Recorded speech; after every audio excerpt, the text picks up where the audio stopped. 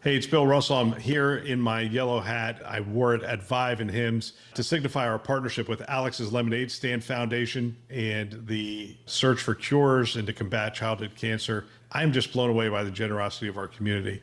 With the help of our partners, SureTest, Rackspace, CTG, and some of you giving individually, we were able to raise close to $40,000 at those two events. It is just exceptional. And I would like to thank all of you who have joined us in this cause. If you would like to be a part of it as well, go ahead and hit our page, thisweekhealth.com. You can go to the top blue banner that is on our homepage and click on that to give today. Thank you again for being a part of this effort and this cause. Today in Health IT, VIVE on Tuesday morning. Gosh, I don't even know what to call it. I was going to call it day one, day two, day three, but we've been here since Saturday. So just VIVE on Tuesday morning. We'll get to that in a minute. My name is Bill Russell.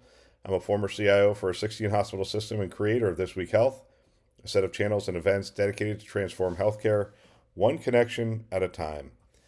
We want to thank our show sponsors who are investing in developing the next generation of health leaders: SureTest, Artisight, Enterprise Health, Parlance, Certify Health, Notable, and ServiceNow. Check them out at thisweekhealth.com/today. All right. Hey, if you haven't checked out our news site, thisweekhealth.com/news, love to have you check it out. Alex's Lemonade Stand, we are continuing to do that. I am so excited, and I really am thankful. Captain is walking around the floor, getting a lot of pictures, raising a fair amount of money. I want to thank CTG and SureTest for helping us to sponsor that. Plus, just the individual donations are rolling in. We've already had over $1,000 in individual donations. Those are people who are scanning the barcode on Captain and giving directly to the campaign. So really appreciate you, and thank you for doing that. One last thing, share this podcast with a friend or colleague. I'm just going to keep encouraging you to mentor people in the industry. If you're listening to this, you're already above average, and you should be mentoring. Even if you feel like you are early on in your career and whatnot, mentoring is a good skill to develop, and we want to help you to do that. We had a show just a couple weeks ago where we talked about mentoring. Pick up that show. It's very easy to do, and then you could use this content as a foundation for daily or weekly discussions on the topics that are relevant to you in the industry. They can subscribe wherever you listen to podcasts.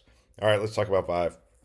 VIVE has been overshadowed in our space. So let's be real clear. There's the digital health space, there's the investor space, and then there's the provider space. There's even payers here as well. But it's been overshadowed by the Optum, Change Healthcare, and the United Healthcare breach. I guess we'll just call it what it is. And you have CIOs who chose not to come here because they're in the middle of it.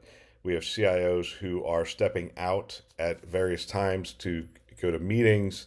So even if they are here, their mind is preoccupied with the Change Healthcare breach. I'm not going to go in depth in that today. I might later on in the week. With Drex on board now, quite frankly, he is laser focused in his 2.5 minute drill on topics such as this and cybersecurity. So I will probably cut back a little bit on the cybersecurity reporting and let him run with it. You'll get a deeper dive on it. But I will comment on this later in the week because it is such a huge issue in our industry, and the whole concept of connecting back into this is interesting. Now, what I'm hearing from the floor and talking to people is essentially United Healthcare and Optum, their tools are ready to be connected back into, so people are doing their due diligence. They're figuring out how to connect back to those two. Change Healthcare is a completely different animal, and this is all anecdotal at this point. It's conversations from the floor, but it sounds like Change Healthcare was really hit hard, and it could be, quite frankly, it could be weeks before that is restored. And so various health systems are at different points in their recovery and their planning, quite frankly. So it's been, again, that's just what's over the entire floor and people are talking about. The conference itself is it's a pretty well established conference now. If I had to estimate, I'm going to say, I don't know, somewhere around 10,000 people, maybe a little less than that, but somewhere around 10,000 people are here. I would say from the provider space, well attended, but anytime they go to the far extremes of the coasts, when they go to California, when they go to Florida, and they're good locations to go to, I think there's a downtick. Like when you go to California, the people on the East Coast are going, boy, that's a significant commitment to fly all the way across the country to be a part of that. Now, if they're speaking, they're on panels or whatever, I think people will make that trip. But there are so many conferences for people to go to at this point. I don't feel like they feel the need to be at any specific conference, and they feel like they're going to catch up. I know that William Walders, for example, went to the Gartner conference because he feels like there's more value there. And quite frankly, there could be. It depends on what kind of CIO you are and what kind of information you're looking for. If you're looking for information about the innovations and where they're coming, the floor at VIVE is a good floor to go to. A lot of small booths. I think that's a mark of a good conference because you get to talk to some of the up and coming organizations. And because there's money here, a lot of them are here looking for funding, but they are also talking to the healthcare providers that could be a partner of interest as they move forward. So the floor itself is interesting as well because they have these one-on-one partner meetings. And so if you're an attendee and you want to get your badge paid for, you can essentially sign up to go talk to the partners directly, and you pick the ones that are of most interest to you. Now, I've gotten mixed results on this, but a majority of people really like this, both on the partner side and on the healthcare leader side. Healthcare leaders like it because it, in one person's words, it keeps me from having to walk the floor. Now, I don't recommend that. I think you should walk the floor. You should figure out how to protect your email address if you want to do that and whatnot, and just walk the floor, have the conversations. I think they're worth having. I learned a ton by going from booth to booth and talking to people. With that being said, you can talk to a fair number of people, 15-minute speed dating, no commitment, just, hey, what are you doing? What are you doing? Kind of conversations. And so as a healthcare leader, you can identify the 5 to 8 that you want to talk to, go talk to them very quickly, get the information and move on. Now, I've had other people say to me, if I want to talk to them, they'll come to my office, and that way I don't have to put up with the natural follow-up that's going to happen with salespeople and other things that are going to happen. Quite frankly, if I were coaching the partners, I would say use your discernment. Identify from that meeting if there is interest. If there's not interest, don't put them on your email list and start spamming the crap out of them. You put them on a different list. That's one of keep in contact with them, but don't spam them with everything that you got. And the keep in contact one is more like, hey, it was great to talk to you at Chime and love to follow up with you in the future.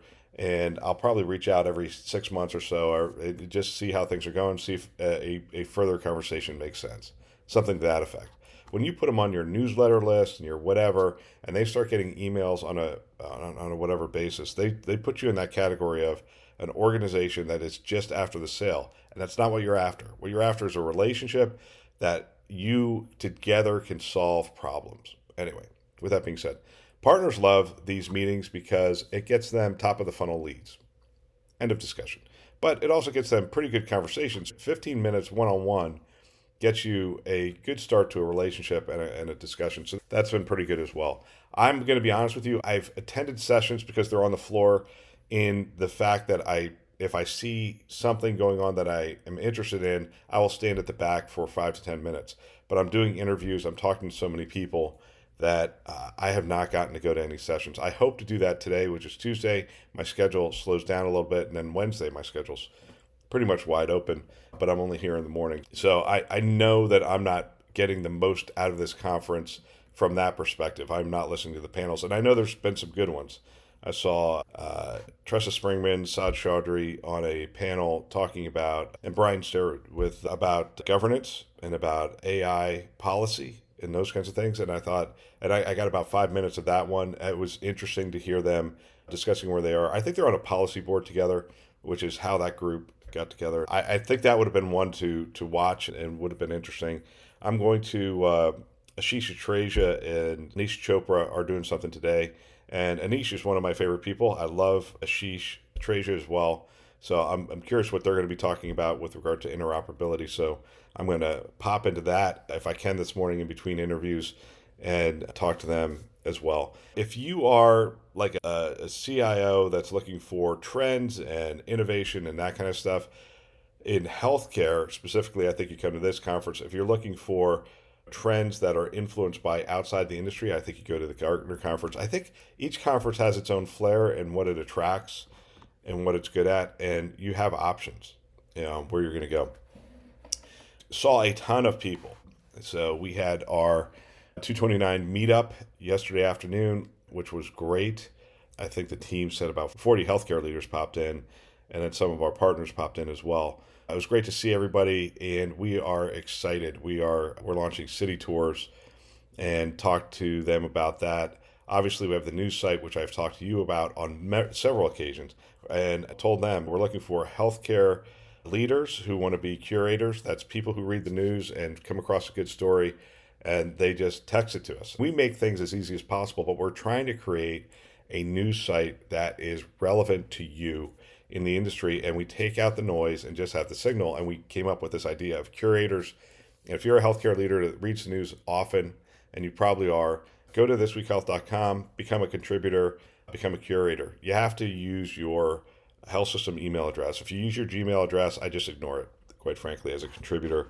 And if you are with a partner, I'm sorry, this is not an all play. This is healthcare providers curating news for other healthcare providers. That's one of the ways that we are trying to ensure we get the highest quality content that is relevant, and we don't intersperse it with ad kind of stories and that kind of stuff. So I don't know. Hey, we're trying to figure this out as we go along, trying to be a resource for you and the industry, trying to be your partner in all this. Yeah, we talked about those things. And then last night, I'm up really early because I didn't record a show yesterday.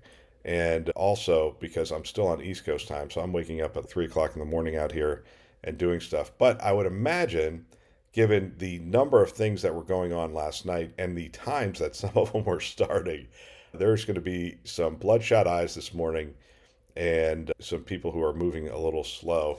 That was not me. I stayed on East Coast time. I was, quite frankly, in bed by 8 o'clock, and I felt like an old man, but I reminded myself that was 11 o'clock on the East Coast, which is well past my bedtime. So I'm sorry I didn't see all of you last night if you're listening to this, and hope to see you today on the floor, and we can catch up some more. That's all for today. Don't forget, share this podcast with a friend or colleague.